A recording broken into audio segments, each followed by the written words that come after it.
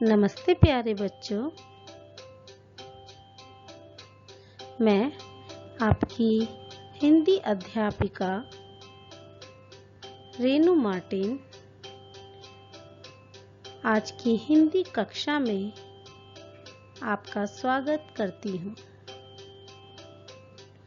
आज की इस वीडियो के माध्यम से हम कक्षा 3 विषय हिंदी प्रथम पुस्तक रचना प्रसून के पाठ 1 जिसका शीर्षक है भाषा और व्याकरण का पुनरावृत्ति कार्य करेंगे।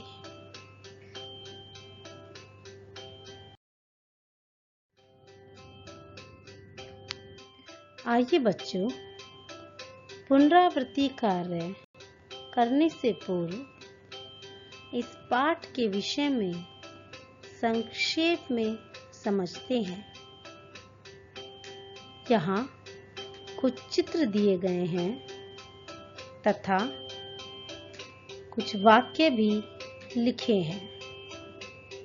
आइए इन वाक्यों को पढ़ते हैं। श्याम ने अपने मित्र से पूछा, राम, क्या तुम शाम को पार्क में खेलोगे? राम ने कहा, हाँ मित्र, मैं खेलूंगा। दूसरे चित्र के बराबर में वाक्य है, माँ ने सोहन को उपहार दिया। सोहन ने माँ को धन्यवाद कहा। बच्चों, आपने ऊपर लिखे हुए वाक्यों को पढ़ा और देखा कि एक के द्वारा कही गई बात दूसरे ने समझी।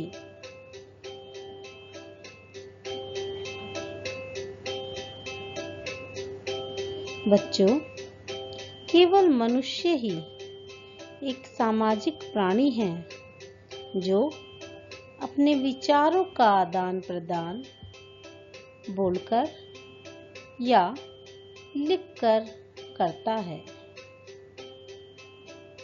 केवल मनुष्य ही सार्थक भाषा का निर्माण करते हैं।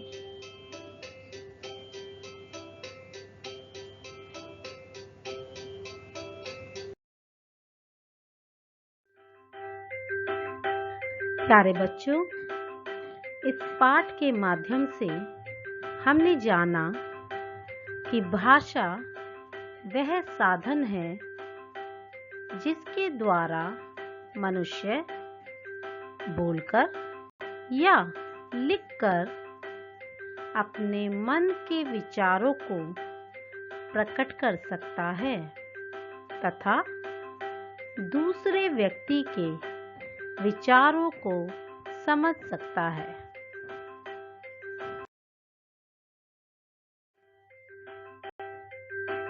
साथ ही हमने जाना कि भाषा के 2 रूप होते हैं, मौखिक भाषा और लिखित भाषा। जिस भाषा को मुख से बोला तथा कानों से सुना जाता है उसे मौखिक भाषा कहते हैं तथा लिखकर अपनी बात प्रकट करना तथा लिखा हुआ पढ़कर दूसरे की बात समझना लिखित भाषा कहलाती है।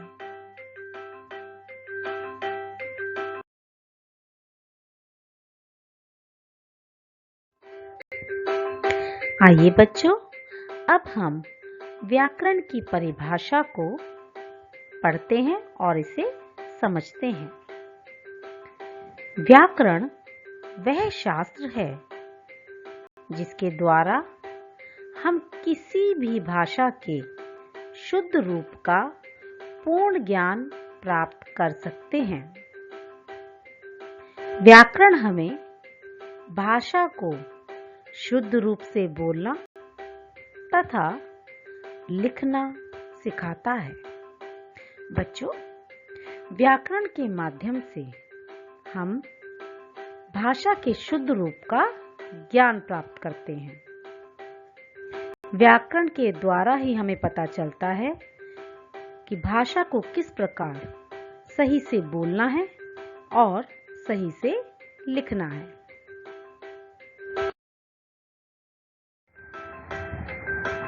प्यारे बच्चों, अब हम व्याकरण के अंगों के विषय में पढ़ेंगे।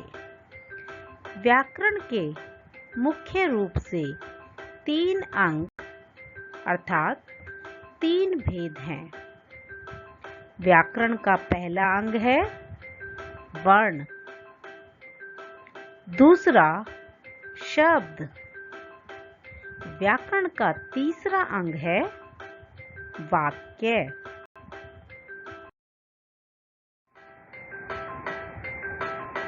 अब पाठ के अंत में हम स्मरण रखने योग्य बिंदुओं को पढ़ेंगे। विचारों के आदान प्रदान के माध्यम को भाषा कहते हैं। भाषा के 2 रूप हैं, मौखिक, लिखित। भाषा को लिखने की विधि को लिपि कहते हैं। भाषा के शुद्ध रूप का ज्ञान कराने वाले शास्त्र को व्याकरण कहते हैं। व्याकरण के 3 अंग हैं, वर्ण, शब्द और वाक्य। हिंदी को 14 सितंबर सन 1949 को राजभाषा घोषित किया गया।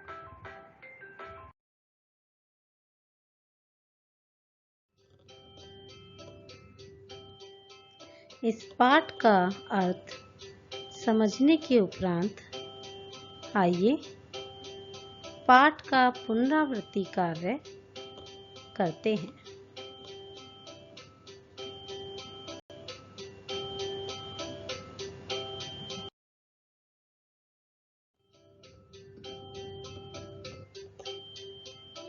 निम्नलिखित प्रश्नों के उत्तर दीजिए।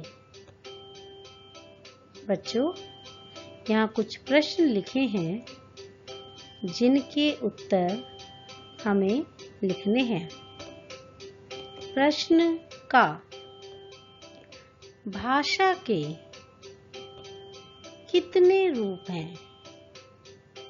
प्रत्येक का नाम लिखिए। इसके उत्तर में हमें लिखना है कि भाषा के कितने रूप हैं तथा उनका नाम भी लिखना है। प्रश्न ख, शब्द किसे कहते हैं? प्रश्न ग, मौखिक भाषा के 2 उदाहरण बताइए।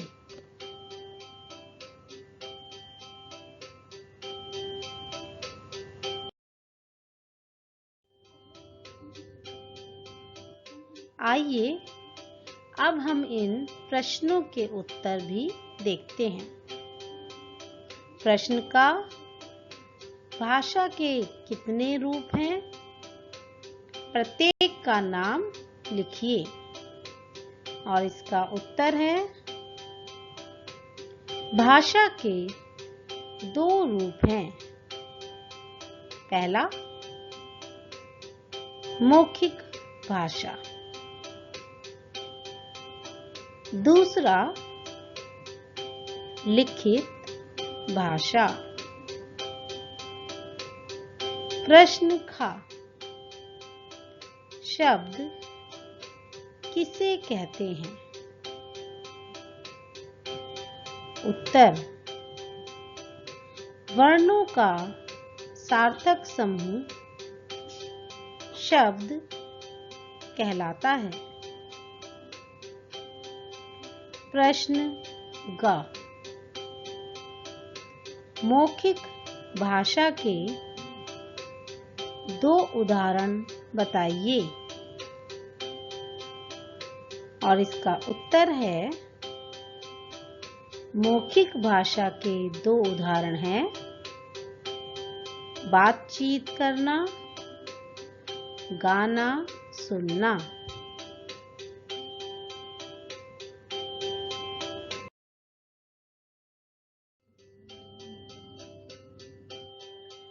इस पाठ का अगला पुनरावृत्ति कार्य है, रिक्त स्थान भरिए। का, नानी का कहानी सुनाना भाषा का रिक्त स्थान रूप है। खा, रिक्त स्थान भाषा की सबसे छोटी इकाई है।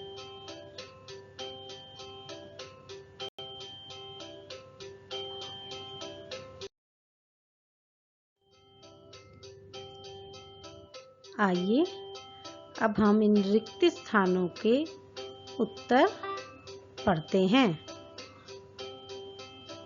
का, नानी का कहानी सुनाना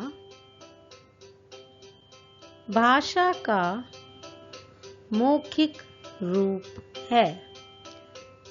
इसका सही उत्तर है मौखिक। खा, वर्ण भाषा की सबसे छोटी इकाई है। इसका सही उत्तर है वर्ण।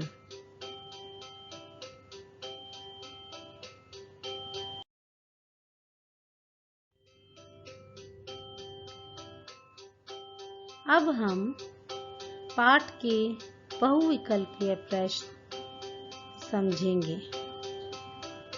सही उत्तर वाले विकल्प पर सही का निशान लगाइए। इसमें पहला है, हिंदी को राजभाषा का दर्जा मिला। और इसके ऑप्शन हैं, का 14 नवंबर सन 1949 को, खा 15 अगस्त सन 1947 को, या ग 14 सितंबर सन 1949 को। दूसरा बहुविकल्पीय है, व्याकरण के अंग हैं। का कविता, शब्द, भाषा। खा वर्ण, शब्द, वाक्य। ग किताब, चित्र, फिल्म। बच्चों, इन्हें पढ़कर इनके सही उत्तर का अंदेशा लगाइए।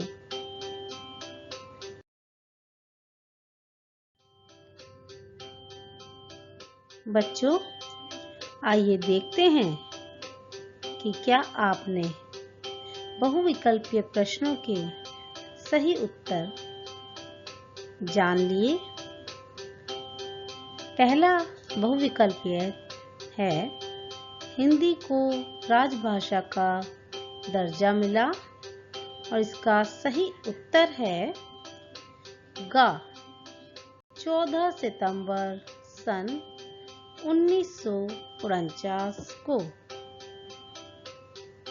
दूसरा बहुविकल्पीय व्याकरण के अंग हैं और इसका सही उत्तर है ख। वर्ण, शब्द, वाक्य। व्याकरण के अंग हैं वर्ण, शब्द, वाक्य।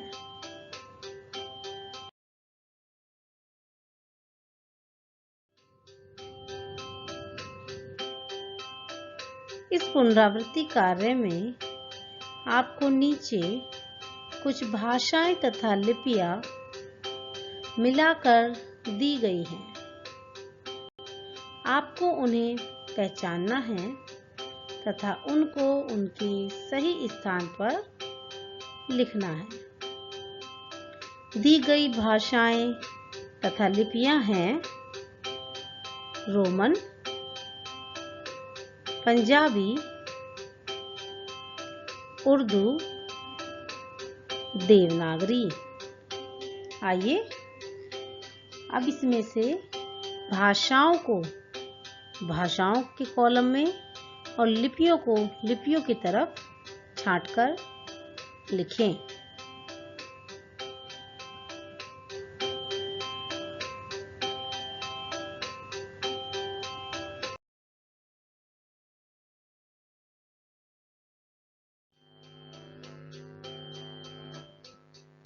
आइए अब भाषाओं तथा लिपियों का सही उत्तर देखें। दी गई भाषाएं हैं पंजाबी, उर्दू तथा लिपियां हैं रोमन, देवनागरी।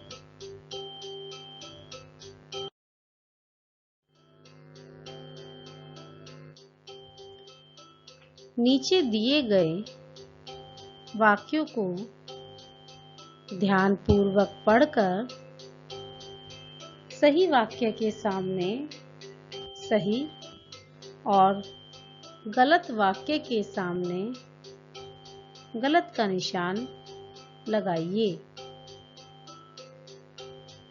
क। माँ, मैं खेलने जा रहा हूँ। वाक्य ख। मेरी कार सो रही है। तो बच्चों, इसमें से जो सही वाक्य है उसके सामने सही तथा गलत वाक्य के सामने गलत का निशान लगाइए।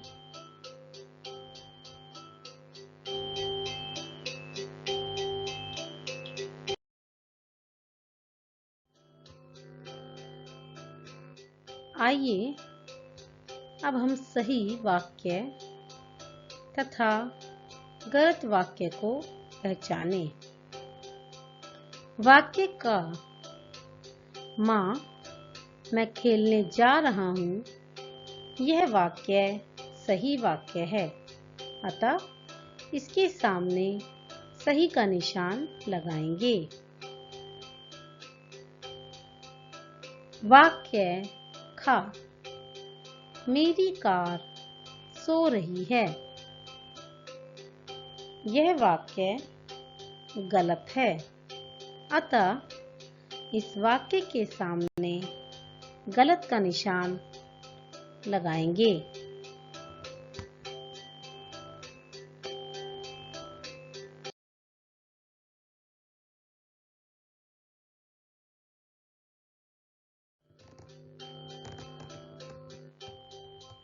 पाठ 1 का पुनरावृत्ति कार्य यहाँ समाप्त होता है। हम आपको गृह कार्य दे रहे हैं। पाठ को पुनः पढ़िए और याद कीजिए। समस्त पुनरावृत्ति कार्य को अपनी रचना प्रसून की कॉपी में लिखकर हल भी कीजिए।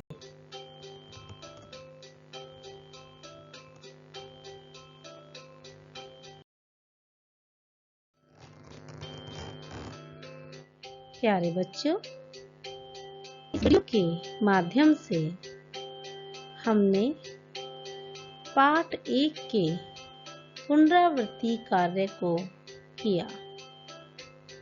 आशा करती हूँ कि आपको इस वीडियो में कराया गया समस्त कार्य समझ में आया होगा।